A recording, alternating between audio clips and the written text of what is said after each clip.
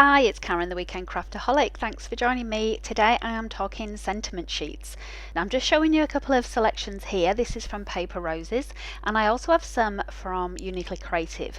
I quickly wanted to show you how I store mine. You can see I've got these plastic pockets, and some of the sheets you usually get multiples of, so I normally keep those whole. Save time when I'm crafting or card making. I usually do cut some of these out ready so they're all ready to go. That's why I've separated them into different occasions or themes, so that when I'm actually looking for them I can get straight into my little stash and pick the ones that I need. If you're anything like me, you will not be able to cut straight with scissors, so I'm going to miss scissors from this, but I want to talk about a few different ways you can cut these out. First one being with a craft knife and cutting mat, and you can see I've got these rulers as well. I'll put all the links down below in the products, but you'll see I've got these rulers that I've got a hole right in the middle, and the great thing about this is that you can press on the sentiment sheet really close so you can get a really close cut. The ruler's got lots of little lines on, little guidelines, so you can decide what spacing you want between each of these, so it's really handy to use. And as you can see, they come in two different sizes as well. You want to stick around to the end of this video. I'm going to show you some techniques to foil these sheets as well. Absolutely love this, and I didn't realize you could do this until I watched a video from Plum Mashable, so I'm really glad she shared that tip with all of us, and I wanted to pass that on as well. Now you've seen me here just do the outline of that sentiment as well, just in this black Copic marker. Always draw around the edges of your sentiment sheets. They make them look so much more professional.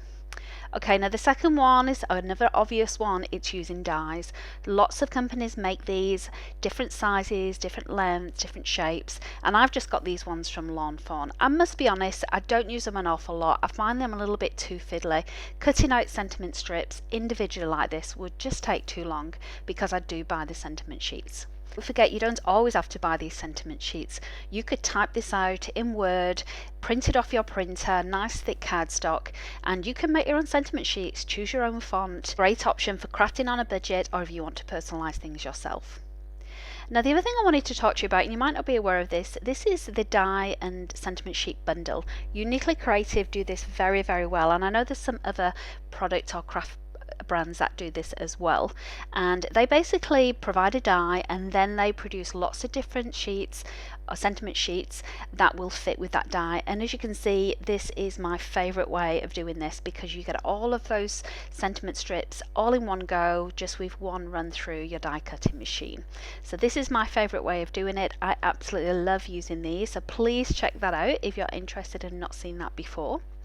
The last technique I wanted to show you and how to use these is obviously a paper trimmer. It's another firm favourite, because you get a nice straight edge when you're running it through the paper trimmer.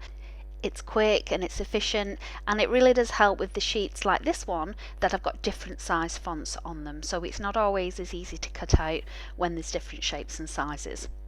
I know a lot of people like to keep the sentiment sheet intact and only cut out the particular sentiments that they want. I've seen a lot of people do that online, but for me, I prefer to do this. I find this quite relaxing and cathartic when I don't particularly want to craft, but I do want to do something when I'm in my craft room. I did promise to show you some foiling, and this is it. This is almost the end of the video, and you can see here that I'm using some of this mink foil. Now of course, if you don't have a mink machine, you can just use any common laminator. This is a very cheap one from Officeworks, and you can see that I'm just putting that foil face down, and I'm just using a carrier sheet. So this is just A3 copier paper. I would say that greaseproof paper is better. That is my preferred one, but I didn't have one to hand and I was in a little bit of a rush, but you can still see the effect is wonderful with this. Now the sheet that I did put in, the sentiment sheet, was all black, so the black areas, or where the toner ink is what's going to foil and be laminated. Test out with lots of different ones. It does need to be a heat reactive foil. Some of them are not necessarily, but if you've got a hot foil machine, I'm sure you'll find that this all works the same. I have the Go Press and Foil, and the foils work just as well on this. I'm also showing you here one that's actually got a white background with the black sentiments, and this is, again, is absolutely beautiful, isn't it? So another way of using and stretching your sentiment sheets. So I hope you liked that. I hope it's given you some ideas. If you've not purchased sentiment sheets before, you think you might not necessarily need them, I think they're a great investment. They're normally only $1 or $2 per sheet, and you really can stretch these supplies and make it easy to use and store and speed up any of your crafting. Thanks for watching. Have a great crafting weekend.